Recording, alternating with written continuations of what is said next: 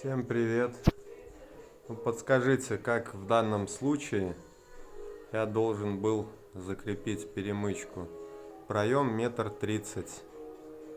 Высота у нас в данный момент 2,40 м. Вот вторая перемычка.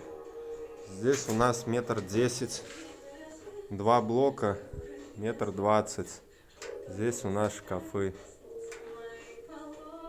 Пишите